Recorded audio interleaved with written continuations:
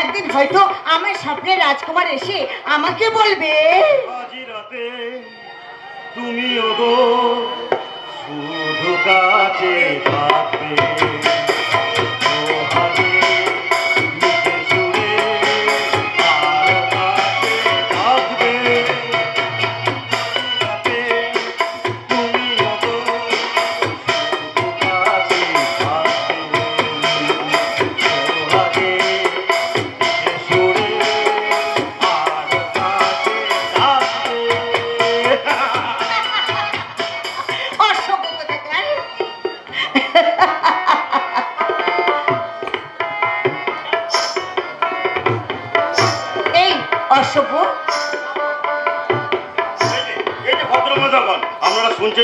এই ভদ্র মহিলার মনের গোপন অভিলাষ প্রকাশ করার অপরাধে উনি আমাকে অসভ্য সাব্যস্ত করছেন। অথচ এই অসভ্য ব্যক্তিটাকে নিয়ে ওনার যত জল্পনা আর কল্পনা। খুব হয়েছে। আর তোমাকে আর এই জনতার আদালতে রাগ অনুরাগের মামলা দাখিল করতে হবে না। এদিকে বোনের বিয়ে কোথায় আত্মীয় স্বজনদের সামলাবে তা না, সুযোগ বুঝে দুষ্টুমি করতে ছুটে এসেছো। দুষ্টুমি করার এমন সুযোগ কি আর পাওয়া যাবে কুত্তলা? আজ দুজনার দুটি হৃদয়ের কাছাকাছি সামান্যটুকু খরচ করছে। আজ তোমাকে আমি ছাড়ো ছাড়ো, দেখে ফেলবে। ছাড়ো না দুষ্টু কোথাকার। এই রাগ করলে বুঝি। দেখ তালিকা, তুমি না বড্ড ছেলে মানুষ। এই শোনো। আরে বাবা শোনোই না। এই জানো সীতাকে না আমি আমার মনের মতন করে সাজিয়ে দিয়েছি। ওর বড় ওকে দেখলে না একেবারে অবাক হয়ে যাবে, চোখটা ফেরাতেই পারবে না। হ্যাঁ, এই তুমি অমন করে আমার দিকে তাকিয়ে কি দেখছো বলো তো? আমাকে তোমার ওই কাজল কালো চোখের মাঝে ফুটে উঠছে অনামিল খুশির ছায়া। মুক্ত যারা হাসির মাঝে ঝরে পড়ছে রাশি রাশি সোনালী স্বপ্ন। আমি সেই স্বপ্নের সাধারণ নিয়ে আজ আমি নতুন করে আঁকলাম আমার চিন্ময়ী প্রতিবার প্রতিচ্ছবি।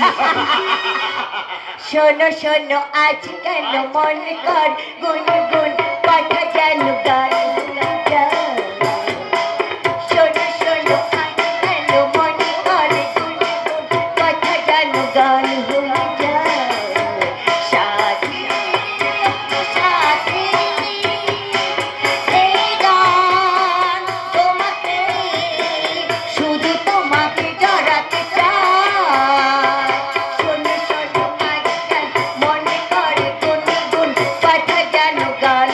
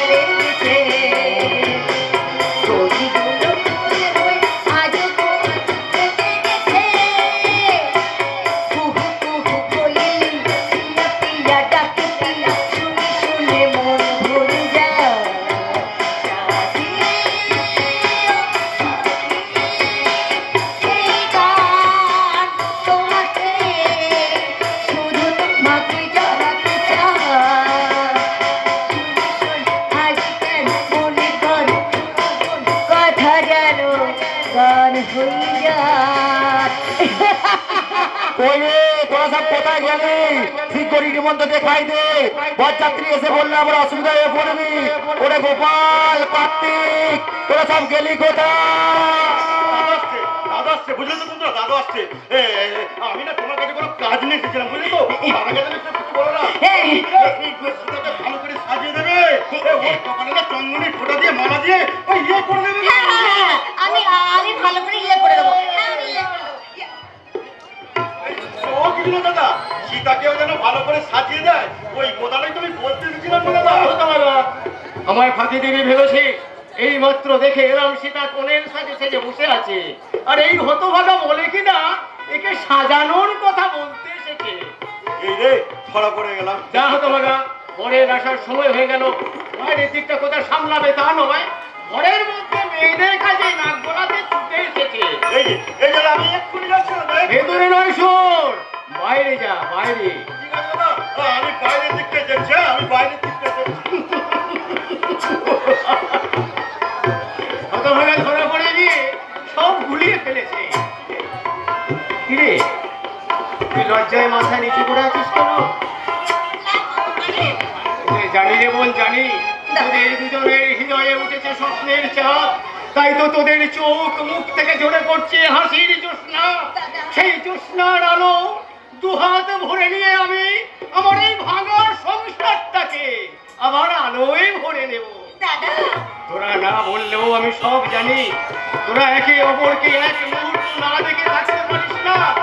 আমাকে লুকিয়ে ঘর বাঁধার স্বপ্ন দেখছি, যাতে আমি তোদের ভালোবাসার মাঝে বাধা হয়ে না দাঁড়াই।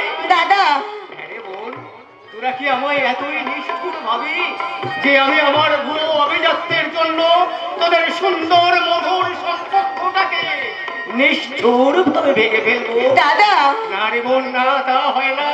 আমি নিজের হাতে তোদের স্বপ্নের সেতু বেঁধে দেবো। তোরা শুধু আমায় আর কয়েকটা দিন সময় দে। দাদা, সীতার বিয়ের সমস্ত ঋণ শোধ করেই তোদের চার হাত আমি এক করে দেবো। দাদা,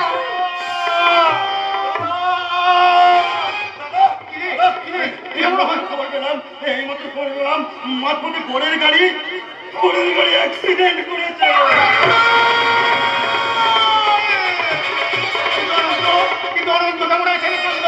আমাদের বোন অনন্ত, আমাদের অনন্ত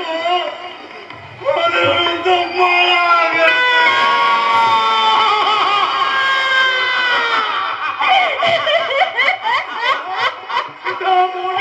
আমি কি শুনলাম দাদা? আমি কি শুনলাম? আমার ভাগ্য পাশে এক্ষুনি ওঠা সূর্যটা অস্ত শেষে বসেছে। বোধন হওয়ার আগে বেঁচে উঠেছে বিসর্জনের মাঝে।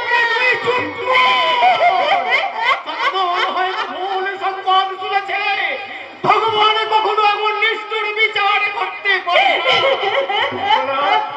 তুই ওকে ভিতরে নিয়ে যা। সূর্য, সূর্য দাদা, সূর্য, সারা ঈশ্বর বন্ধ হয়ে গেছে, বন্ধ হয়ে গেছে আনন্দপূর্ণ কোলাহল। বিহারের ছায়া নিয়ে একে একে সবাই ফিরে যাচ্ছে। যাবেন না, কেউ আপনারা যাবেন না। আমি বলছি বিয়ে হবে, তা না হলে একমাত্র বলছে চিরলগ্ন হত্যা হয়ে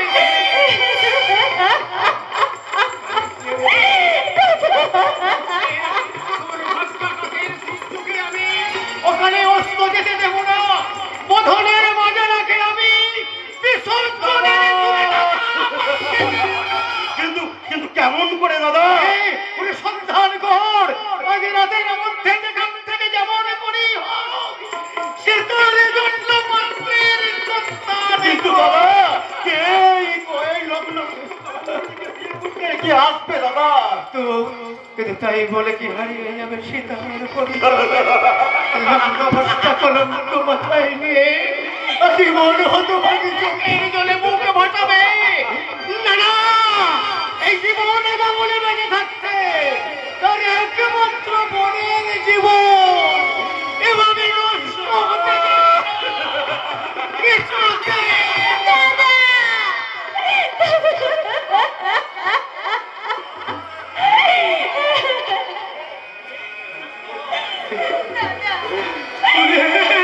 তুই শান্ত হ। তোমার সমস্ত ভাব কাজ ব্যর্থ হয়ে যাবে দাদা।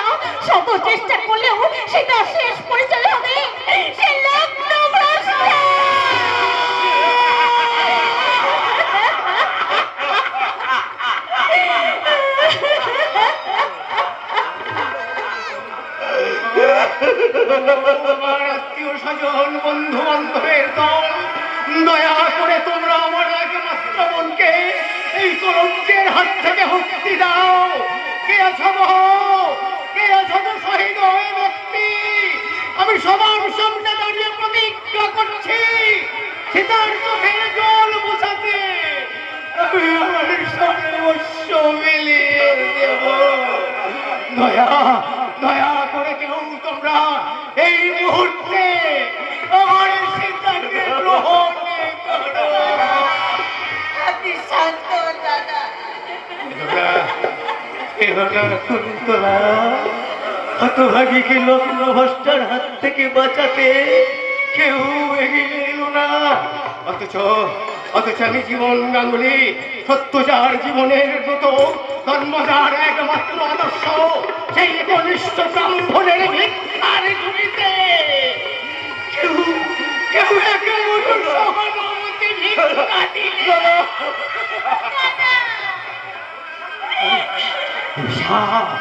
অভিশাপ দে বোন, তুই আমায় অভিশাপ দে। দাদা হয়ে তোকে আমি পাত্রস্থ করতে পারিনি, রক্ষা করতে পারিনি এই নিষ্ঠুর সমাজের কঠোর অনুশাসন থেকে।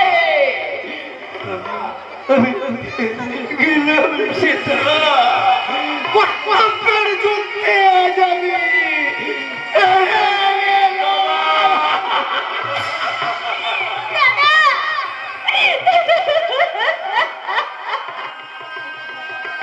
কান্না নয় দাদা, কান্না নয়, চোখের জল মুছে এবার তোমরা সবাই প্রস্তুত হও দাদা, সবাই প্রস্তুত হও, কারণ সেটা লক্ষ্য শান্তি তোমাদের পড়তে হবে। তোমরা দেরি কেন, দাদা দেরি কেন? এবার তোমরা আমাকে সেই লক্ষ্য ফলো করে সাজিয়ে আমাকে তুমি সাজিয়ে দাও দাদা, সাজিয়ে দাও। বৌদির সামনে স্বপ্ন আমার জীবন থেকে শেষ হয়ে গেল দাদা, আমার জীবন থেকে শেষ হয়ে গেল। তাই তো নতুন করে কৌরবের মালা গলায় পড়তে এই পবিত্র ফুলে মালা থেকে আমি পথের ধুলোয় ছুঁড়ে ফেলে দিলাম, ছুঁড়ে ফেলে দিলাম। আমি আপনাকে নতুন করে ফিরিয়ে দিয়ে লগ্নভ্রষ্টার হাত থেকে মুক্তি দিলাম। আপনি কর্তব্যক্রমে একটা সংবাদ দিতে এসে দেখলাম মাত্র হবে সীতা দেবীর জীবন নষ্ট হতে চলেছে, তাই বাধ্য হয়ে এই কাজ করে শ্রদ্ধা দেখাতে হয়েছে। সীতা দেবীকে গ্রহণ করার যোগ্যতা আমার আছে কিনা জানি না। ওর সময় দুঃখের ভার লাঘব করতে যদি কিছু অন্যায় করে থাকি আপনি কি বলছেন আমাকে ক্ষমা করবেন। আপনি কি বলছেন দাদা? আপনি যদি এভাবে দেবদূতের মতো একটা না করতেন। দেবদূত নয় দাদা, এ আমার কর্তব্য। সাজ বাজা উলুদের সানাই বাজাতে বল, আজ আমার সীতাকে বরণ করতে পুরুষ এগিয়ে এসেছে। আমি তখন গাইবো আজকের আজকের সীতা রামচন্দ্রে পারবে রে সানাই, আনন্দের নাই সীমা আমি সীতার ভয়।